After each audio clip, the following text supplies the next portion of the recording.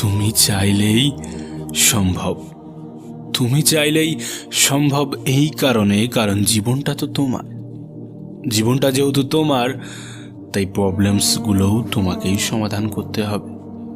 তোমার জীবনের সমস্যাগুলো তোমাকেই সমাধান করতে হবে, না অন্য কেউ এসে তোমার জীবনের সমস্যাগুলোর সমাধান করে দিয়ে যাবে না। এ পৃথিবীর অন্য কেউ তোমার সমস্যার সমাধান করতে পারবে না। তোমার সমস্যার সমাধানগুলো তোমাকেই করতে হবে।